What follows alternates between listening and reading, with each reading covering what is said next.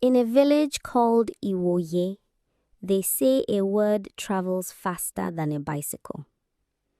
And in Iwoye, no one's words traveled faster than a woman named Adunola. She was not a bad woman, not fully. She loved her children. She swept her compound clean every morning. She remembered every birthday in the village. But she had a tongue that could not rest. If she heard something, she told 2 people. Those 2 told 4. And by nightfall, the whole village had heard a version of the story louder and worse than the one that started it. Adunola told herself it was not mean. It was just news, just talk, just the way things were. She told herself that, right up until the day she needed her story to end differently, and it was too late. This is not a story about punishment. It is a story about what words do when no one is watching, and what they become when they finally come home. And the first word that started everything was about a woman who had done nothing wrong. Her name was Ngozi. She was 24 years old. She had just finished college. And instead of rushing to the big city like everyone else, she came back to Iwoye to teach. She taught primary 4. She stayed after school to help the children who could not read fast. She used her own money to buy chalk when the school ran out. The children loved her. The parents trusted her. She was exactly the kind of person a village should hold on to. Adunola had no reason to dislike Ngozi. But one evening, Adunola saw Ngozi talking to the headmaster, just talking, standing in the corridor, papers in her hand, discussing lesson plans. Something in Adunola's mind made a story out of it before she could stop herself. She told her neighbor Bisi. Bisi told the pastor's wife. The pastor's wife told 3 women at the well. And by Sunday, the story had grown a body, a plot, and an ending that had nothing to do with 2 teachers discussing lesson plans. The headmaster's wife heard. She went to the school board. An investigation was opened, not because there was proof, but because there was noise. And noise in a small village feels like proof. Ngozi was asked to step aside. The investigation found nothing because there was nothing to find. But by then, the damage was done. The story had already settled into the village like dust, invisible, everywhere, impossible to clean away. Ngozi packed 2 bags. She said goodbye to the children who cried and held her hands at the school gate. She left Iwoye on a Tuesday. Adunola watched from her doorway as the motorcycle carried Ngozi and her bags toward the main road. She felt, and this is important, almost nothing. It was just words, she told herself. Just talk. These things happen. She swept her compound and started dinner. Life in Iwoye continued the way life in villages does. Children grew up. Old people passed on. New houses went up where old ones fell down. The school got a new teacher. Not as good as Ngozi, but she stayed because she had nowhere else to go. Adunola's children grew. Her eldest son got married. Her daughter studied accounting in Lagos. Her youngest, a boy named Dami, was her pride and her worry because Dami was very smart, the kind of smart that needs the right path or it breaks. Ngozi was rarely spoken of.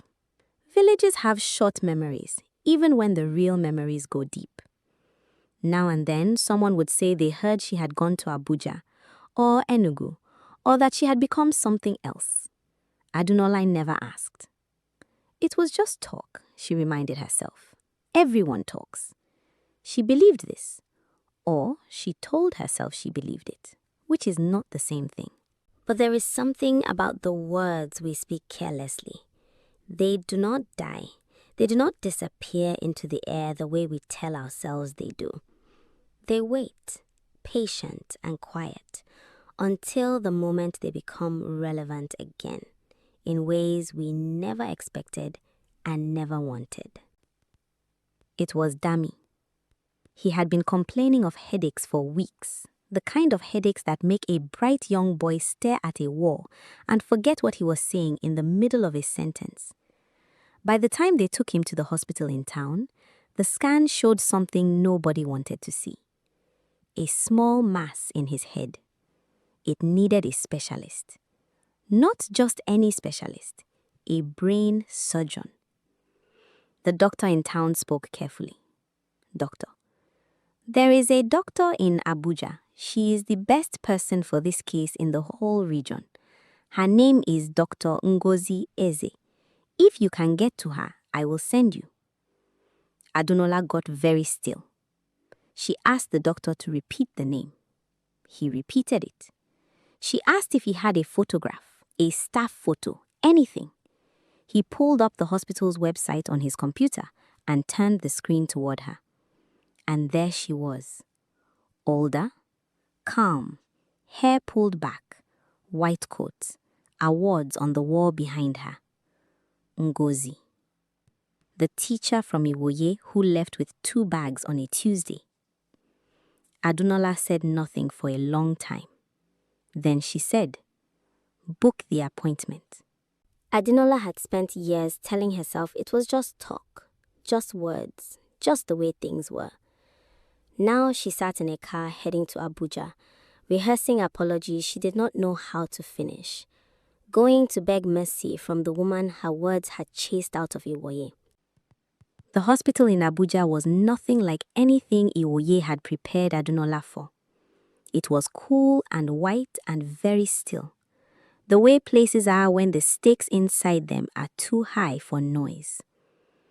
She sat in the waiting room with her husband for 3 hours before the consultation.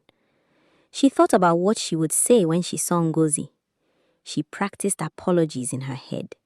She practiced explanations. She practiced sentences that began with, I didn't mean, and it was never my intention to. She practiced them all and found that none of them were enough. Because they weren't, and she knew it. Then the door opened. Dr. Ngozi Eze walked in with a file and sat across from them. She looked at Adunola. One long look, the kind that takes in everything without making a sound. Then she looked at the file. I have reviewed the scans. Your son has a tumor. The location can be operated on. The risks are real, but manageable. I have done this procedure many times. Adunola opened her mouth. Dr. Eze continued without pausing. I will need you to sign forms today. We can do surgery on Thursday. You should plan to stay in Abuja for at least 2 weeks after the operation. Do you have a place to stay? Adunola's husband answered. Adunola could not speak. At the end of the consultation, as they were standing to leave, Adunola said, Doctor, do you know me? Dr. Eze looked at her again. That same long, quiet look. Then she looked at the file. Dr. Eze, I know who you are. She said nothing more.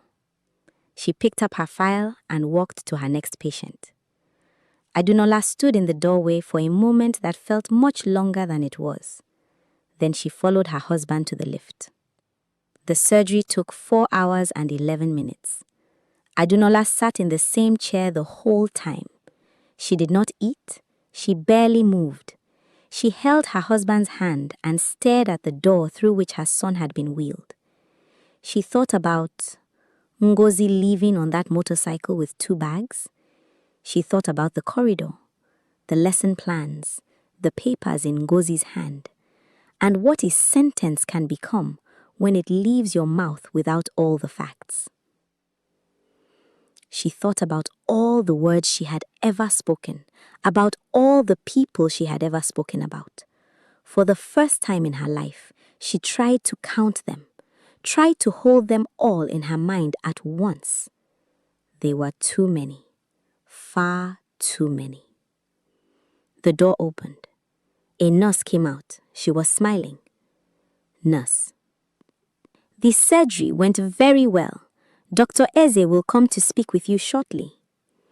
Adunola covered her mouth with both hands and made a sound she had never made before.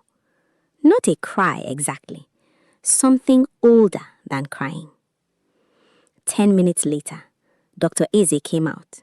She was still in her surgical clothes, still calm, the way people are when they have held someone else's life in their hands and returned it safely. She stood in front of Adunola and her husband. Dr. Eze: He is well. We got all of it. He will need rest and checkups, but he will be fine. Adunola's husband broke down crying. Adunola looked at Ngozi and said very quietly, "Why? After what happened, why did you?" Dr. Eze was quiet for a moment.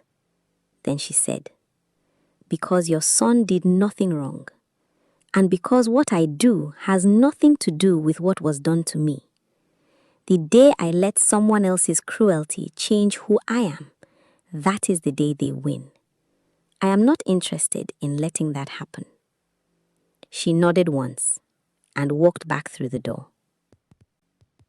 Dami recovered fully. He went back to his studies.